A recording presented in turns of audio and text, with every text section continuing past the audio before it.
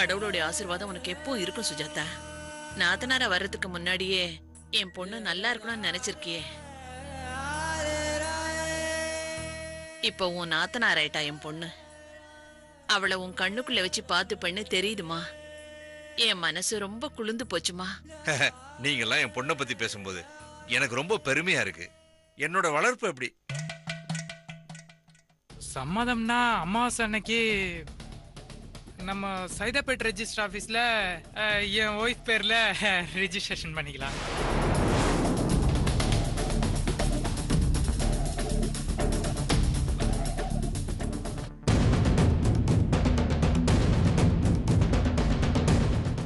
நமக்கு சம்பந்தம் இல்லை அண்ணாச்சி. நான் அவர்கிட்ட சொல்லிடுறேன். இதில் எனக்கு எந்த பிரச்சனையும் இல்லை. உங்களுக்கு சம்மதம்னா எனக்கும் ஓகே தான். சரிங்க அண்ணாச்சி, நான் வச்சிடுறேன். அமாவாசைக்கு முடிச்சிடலாம்.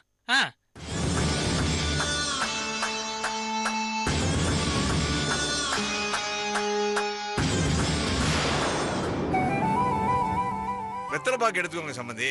பரவாயில்ல சம்பந்தி, நான் வெத்தலை பாக்கெல்லாம் போடுறது இல்ல. சுஜாதாவை பார்த்து அவ பிரச்சனையை பத்தி பேசி அவளுக்கு ஆறுதல் சொல்லிட்டு போலாம் தான் வந்தோம். ஆனா நீங்க என்னடா பெரிய விருந்தை கொடுத்துட்டீங்க. முதல்ல வீட்டுக்கு வந்திருக்கீங்க. உங்க பொண்ணு எங்க வீட்டு மருமகளா வந்திருக்கா. கல்யாண மறுவீடு அழைப்ப அப்படி இப்படின்னு பெருசா விழா மாதிரி நடத்தி சொந்த பந்தங்களோட பெரிய விருந்தே நடத்தி இருக்கணும். என்ன பண்றது, போராத நேரம் என் பொண்ணுக்கு இப்படி ஒரு சிக்கல் வந்துருச்சு. இல்லைனா இதை விட கிராண்டா கவனிச்சிருப்பேன். இப்பவும் உங்க கவனிப்புல எந்த குறையும் இல்ல சம்பந்தி. இனிமே நாங்களும் நீங்களும் வேத்து மனசங்க இல்ல, உறவுக்காரங்களாயிட்டோம். எந்த நல்லது கெட்டது நடந்தாலும் நம்ம ரெண்டு குடும்பத்திலையும் பிரதிபலிக்கும். சரிதானே? சரியா சொன்னீங்க சம்பந்தி. அம்மா சுஜாதா, சொல்லுங்க மாமா. உண்மை பக்கம் நாம இருக்கிறதுனால எவ்வளவு சோதனை வந்தாலும் அதுல இருந்து கடவுள் நம்மளை கட்டாயமா காப்பாத்து வருமா. இந்த கேஸ் சம்பந்தமா நான் ஏதாவது உதவி செய்ய முடியும் நினைச்சீனா தயங்காம கேளு. சரிங்க மாமா. அப்ப சம்பந்தி நாங்க கிளம்புறோம். சம்பந்தி 2 நாள் இருந்துட்டு போலாமே. இல்ல, நிறைய வேலை இருக்கு சம்பந்தி. இன்னொரு சந்தர்ப்பத்துல கட்டாயம் வரும். பொண்ணை விட்டுட்டு போறோம், நல்லபடியா பாத்துக்குங்க.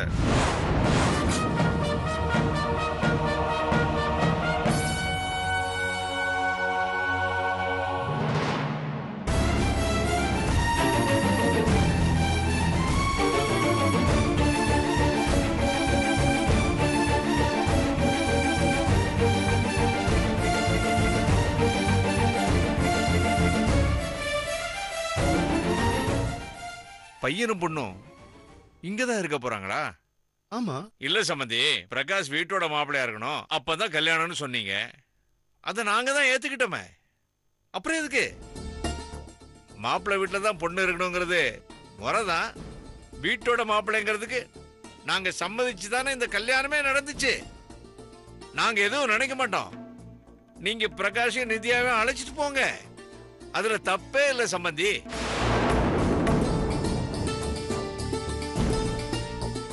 பிரகாஷ், நான் சொல்றது சரிதானே? சம்மதம் தானே? சம்மதம் தாப்பா.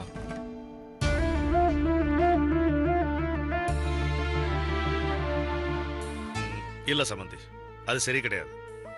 நான் அப்ப சொன்ன சிச்சுவேஷன் வேற, இப்ப இருக்கிற சிச்சுவேஷன் வேற. அதனால என் முடிவை நான் மாத்திக்கிட்டேன். இல்ல சம்பந்தி, உங்களுக்கு நிறைய பிசினஸ் இருக்கு, அதை கவனிக்க ஆள் தேவைப்படும்ல. அதை நினைச்சுதான் சொன்ன சம்பந்தி. அதுக்கெல்லாம் ஏற்கனவே ஆட்கள் இருக்காங்க சம்பந்தி. இதெல்லாம் யோசிச்சு பார்த்தா இந்த முடிவு எடுத்திருக்கேன். சுஜாதாவோட பிரச்சனை முடியற வரைக்கும் மாப்பிள்ளை இங்க இருந்தா ரொம்ப உதவியா இருக்கும். அதுவும் ஒரு காரணம் தான்.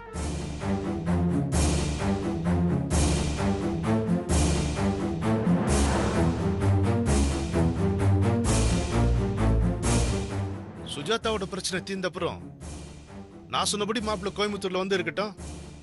என்ன மாப்பிள்ளை, நான் சொல்றது சரிதானே? நீங்க சொன்னா சரியாதான் இருக்கும் மாமா.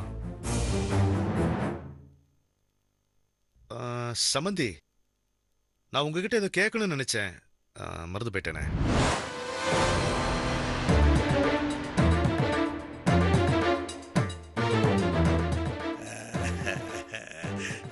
சமதி, நினைவுக்கு வரலன்னா விடுங்க, வந்துச்சுன்னா போன்ல சொல்லுங்க. சரி கௌரி, கிளம்பலாமா? சரி போலாங்க. போயிட்டு வரோம் சம்பந்தி. வாங்க.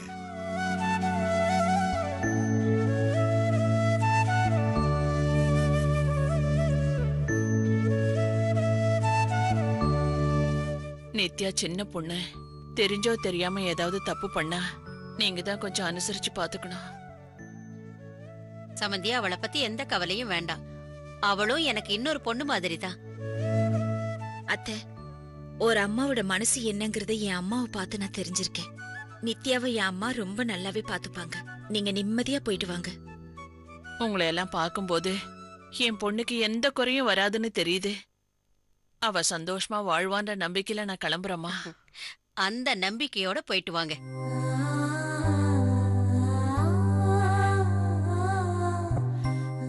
இத பார் நித்யா, இது வரைக்கும் சின்ன பொண்ணா இருந்த மாதிரி விளையாட்டுத்தனமா இருக்க கூடாதுமா. பொறுப்பான பொண்ணா நடந்துக்கோ. நம்ம வீட்டோட வசதியும் சொகுசையும் இந்த வீட்டுல எதிர்பார்க்காத. நீ நடந்துக்கிறத வச்சுதான் எங்களுக்கு இந்த வீட்டுல மரியாதை கிடைக்கும். எங்களுக்கான வாழ்க்கை முடிஞ்சு போச்சுமா. இனிமே நீ வாழறதாமா எங்களோட வாழ்க்கை. உனக்கு 1 மடங்கு சந்தோஷம்னா அத பார்த்து எங்களுக்கு 10 மடங்கு சந்தோஷம்மா. உனக்கு ஒரு கஷ்டம்னா அது எங்களுக்கு 10 மடங்குமா. அத மனசுல வச்சுட்டு வாழறதா ஒரு பொண்ணோட கடமை. நாங்க எதை அனுபவிக்கணும்ன்றது பொண்ணோட கையில தாமா இருக்கு. நான் வரட்டுமா? நீங்க சொல்ற மாதிரி நான் எல்லாத்தையும் அனுசரிச்சு நடந்துக்கிறேம்மா. சரி.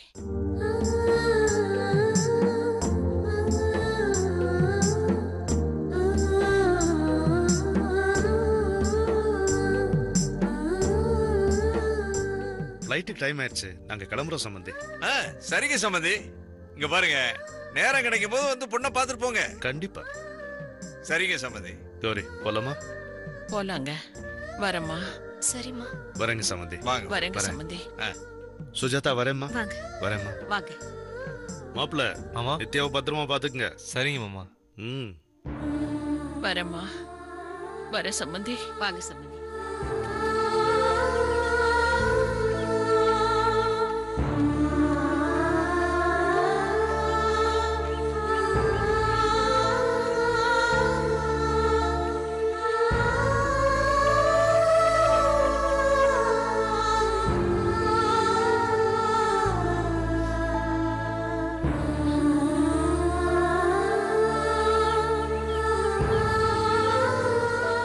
போயிட்டு வரேன் சம்பந்தி. வாங்க. போயிட்டு வாங்க. போயிட்டு வரேம்மா. சரிங்க. வரேன். வாங்கம்மா. போலாம் கௌரி. வரேம்மா. வர சம்பந்தி. வாங்க.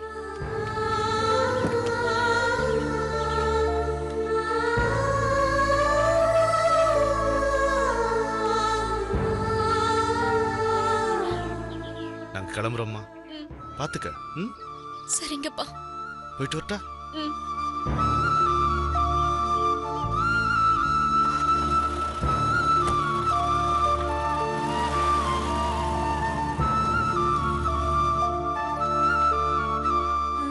நித்யா, வாமா.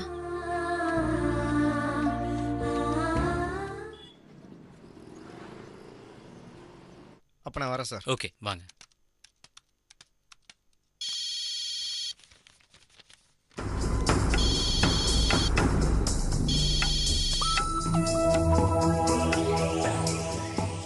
என்ன என்விஆர், வந்துருவீங்கல்ல? வந்துடுறேன் சார். யாருக்கும் தெரியாதுல்ல? யாருக்கும் தெரியாது சார்.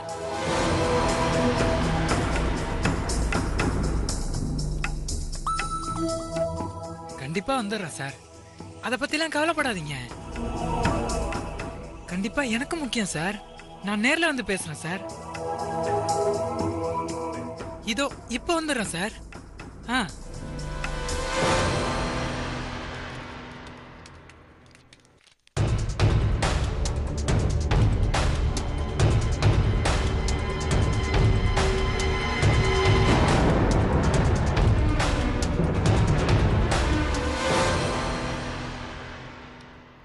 சார். சொல்லுங்க என்விஆர், என்ன விஷயம்? சார், என் ஒய்ஃபுக்கு உடம்புக்கு முடியல. பெட் அவுட்டு எந்திரிக்க முடியாத அளவுக்கு ஃபீவர் ரொம்ப அதிகமா இருக்கு சார். அவளால தனியா ஹாஸ்பிட்டலுக்கு போக முடியாது. நான் தான் அழைச்சிட்டு போனோம். எனக்கு ஒரு ஹாஃப் டே லீவ் கொடுத்தீங்கன்னா ரொம்ப ஹெல்ப்பா இருக்கும் சார். இப்படி திடீர்னு வந்து கேட்டா எப்படி என்விஆர்? ஆஃபீஸில் எக்கச்சக்கமாக வேலை இருக்கு. தேவடா, ఇప్పుడు ఏమో చేస్తేనో సార్ நான் சொல்லாம లీవ్ எடுக்கக்கூடாதுன்னு தான் சொல்லிட்டு போலான்னு வந்தேன் சார் ఇక్కడ పని எல்லாம் முடிஞ்சு போయింది சார் சரி போயிட்டு வாங்க. Thank you sir.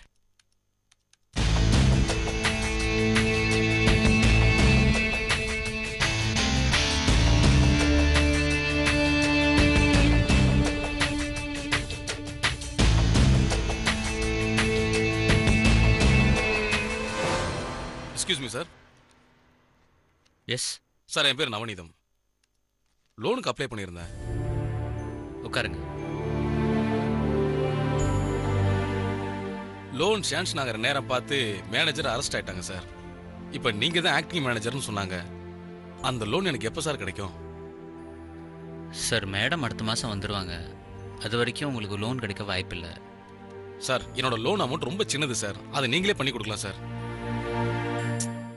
இப்போ அர்ஜென்ட்டாக லோன் சாங்ஷன் பண்ண முடியாது. அந்த அதிகாரம் எனக்கு கொடுக்கல. மேடம் வர்ற வரைக்கும் நீங்கள் வெயிட் பண்ணி தான் ஆகணும். என்ன சார் இப்படி சொல்றீங்க? ஒருவேளை மேடம் வர்றதுக்கு 1 மாசம் ஆச்சுன்னா பேங்க் இழுத்து மூடிடுவீங்களா சார்?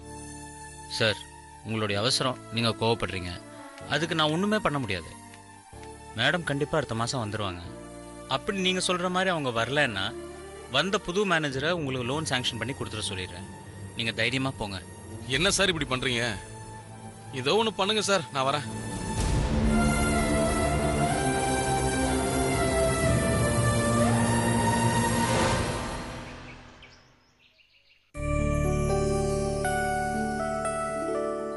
அக்கா. ஏய் வட பிரகாஷ், எங்க நித்யா எங்க? அவ அம்மா அப்பாவை பிரிஞ்சது நினைச்சு ஃபீல் ஆயிட்டாக்கா. கொஞ்ச நேரம் தனியா இருக்கேன்னு கேட்டா, அதான் ரூம்ல இருக்கா. கொஞ்ச நாளைக்கு அப்படித்தாண்டா இருக்கும். ஆனா நீ எப்படி நடத்துக்கிறியோ அதை பொறுத்து இருக்கு. அவளை நல்லபடியா பாத்துக்கோ என்ன? சரிக்கா.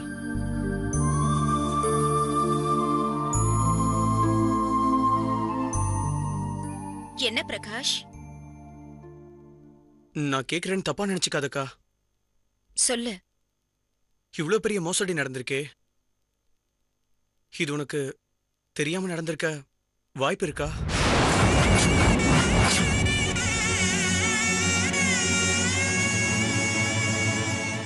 நீ எந்த விதத்துல கேக்குற பிரகாஷ்? அக்கா, நான் தப்பான விதத்துல கேட்கலக்கா. நீ யாரு என்னன்னு எனக்கு தெரியாதா என்ன? உன் நேர்மையெல்லாம் ஒண்ணு நான் சந்தேகப்பட்டு கேட்கல. நீ அந்த அர்த்தத்துல கேட்கலன்னு எனக்கு தெரியும்டா. ஆனா இப்ப எதுக்கு இந்த கேள்வி? நான் எதுக்கு கேட்டேன்னா, இதுல உனக்கு சம்மந்தம் இல்லைங்கிறத விட்டுருவோம். நீ இந்த கேஸ்ல இருந்து ஈஸியா வெளியே வரதுக்கு வாய்ப்பு இருக்குக்கா. ஆமாக்கா, நீ தவறுதலா கொடுத்த 5 கோடி ரூபாய பேங்க்ல கட்டிட்டனா இந்த கேஸ்ல இருந்து நீ வெளியே வந்துடலாம்ல.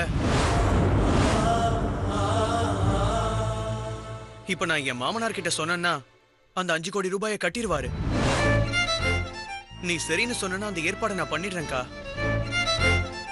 என்னக்கா சொல்ற?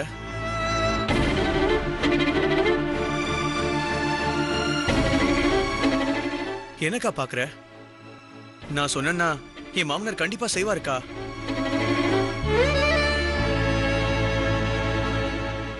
சொல்லுக்கா, ஏன்க்கா அமைதியா இருக்க?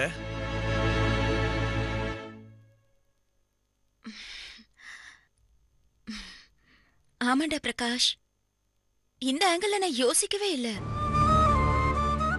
ரொம்ப நல்ல ஐடியா கொடுத்திருக்க. என் மனசு அப்படி பூரிச்சு போச்சுடா. ரொம்ப சந்தோஷமா இருக்கு. உன் அக்கா மேல உனக்கு எவ்வளவு பாசம்டா. காலேஜுக்கு கை செலவுக்கு பணம் வேணும்னா என்கிட்ட கேட்க எவ்வளவு தயங்குவ. அதே மாதிரி புது ட்ரெஸ் வாங்கணும்னா ஒரு 500 ரூபாய் கேக்குறது கூட நீ ரொம்ப பயப்படுவடா. ஆனா 5 கோடி ரொம்ப சாதாரணமா போச்சுல. பரவாயில்லடா, உன் அந்தஸ்தும் தரமும் பயங்கரமா உயர்ந்து போச்சு. பரவாயில்லடா, உன் அந்தஸ்தும் தரமும் பயங்கரமா உயர்ந்து போச்சு. இந்த அக்காவோட நிலைமை ரொம்ப கீழே போயிடுச்சுல. என்ன சொன்ன? 5 கோடி ரூபாய் கொடுத்தா இந்த கேஸ்ல இருந்து வெளியில வந்துடலாம். நான் குற்றவாளி இல்லைன்னு நான் சொன்னேன். ஆனா போலீஸ் என்ன நம்பல. இந்த ஊர் உலகமும் என்ன நம்பல. யாருமே நம்பல. ஆனா அது எனக்கு பெருசா படல. ஆனா நீ 5 கோடி ரூபாய் கொடுக்கறேன்னு சொல்லி என்ன குற்றவாளி ஆக்கிட்டியடா. அதத்தான் என்னால தாங்கிக்க முடியல. அக்கா, நீ தப்பா புரிஞ்சுக்கிட்டக்கா. நான் அந்த மாதிரி அர்த்தத்துல எல்லாம் ஒண்ணும் சொல்லவே இல்லக்கா. உன் மேல உள்ள பாசத்துல தான்க்கா சொன்னேன். சரி விடு, இத பத்தி எதுவும் பேசாத. நீ ஒன் பண்ணு, நித்யாவ வெளியில ஜாலியா எங்கேயாவது கூட்டிட்டு போ. என்ன பத்தி கவலைப்பட்டுட்டு நீ உன் சந்தோஷத்தை கோட்டை விட்டுறதப்பா. போ.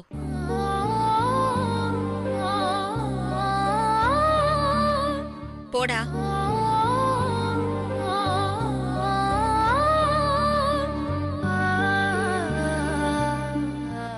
என்னாச்சுமா? ஒண்ணு இல்லம்மா. இல்ல, நீ என்கிட்ட எதையோ மறைக்கிற. நீ ஒண்ணு இல்லைன்னு சொல்லும் போது ஏதோ இருக்குன்னு அர்த்தம். பிரகாஷ் வந்துட்டு போறானே, ஏதாவது சொன்னானா? அம்மா, அவன் ரொம்ப சொகுசா வாழணும்னு ஆசைப்படுறான். அவன் படிப்புல இருந்து கல்யாணம் வரைக்கும் நான் எவ்வளவு கஷ்டப்பட்டிருக்கேன். அதனால எவ்வளவோ இழந்திருக்கேன். அதையெல்லாம் கொஞ்சம் கூட ஞாபகம் வச்சுக்காம எப்படி எல்லாம் பேசிட்டு போனான் தெரியுமா? அவன் மாமனார் கிட்ட சொல்லி 5 கோடி ரூபாய் கொடுத்து என்னை இந்த கேஸ்ல இருந்து வெளியில வர சொல்றான். 500 ரூபாய்க்காக என் முந்தானையை புடிச்சிட்டு அலைஞ்சவன் இன்னைக்கு 5 கோடி ரூபாவை பத்தி பேசுறாமா? என்ன குற்றவாளின்னு ஒத்துக்க சொல்றான். அவங்க அப்பா புத்தி தான் அவனுக்கும் வரும்.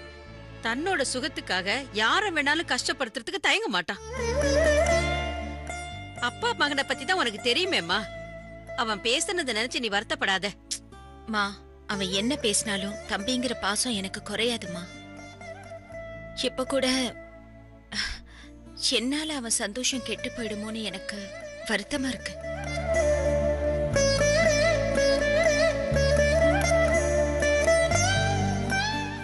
நீ என் பொண்ணா வந்து வயித்துல பிறக்கிறதுக்கு நான் எந்த ஜென்மத்துல என்ன புண்ணியம் பண்ணேனோம்மா. ஒன்ன சுமந்த இதே வயித்துலதான் அவனையும் பெத்த.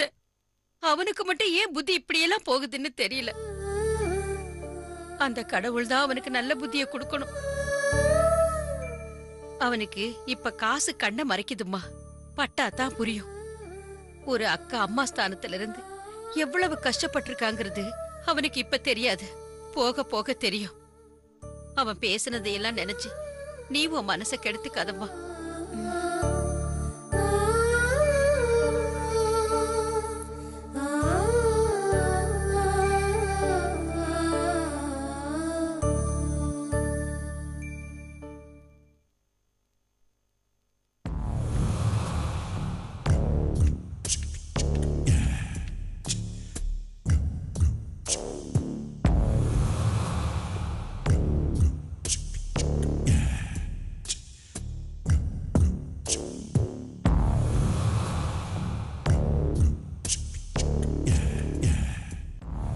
Good morning madam. சொல்லுங்க மேடம். நான் என்விஆரோட ஒய்ஃபு.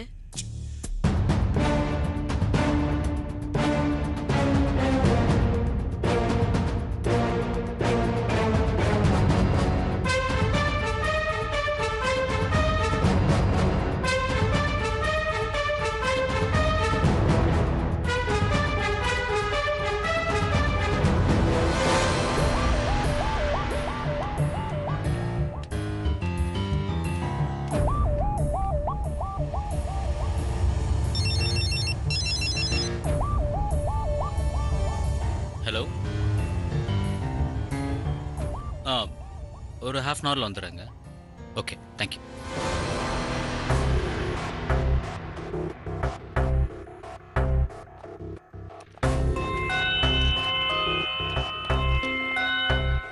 மேம், நான் கேகே நகர் பிரான்ச் வரைக்கும் போயிட்டு வந்துடுறேன். Okay sir. ஏதாவது அவசரம்னா எனக்கு ஃபோன் பண்ணுங்க. சரி சார்.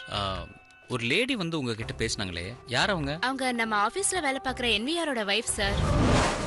என்விஆர் வைஃப்? சார், என் ஒய்ஃபுக்கு உடம்புக்கு முடியல. பெட் அவுட்டு எந்திரிக்க முடியாத அளவுக்கு ஃபீவர் ரொம்ப அதிகமாக இருக்கு சார்.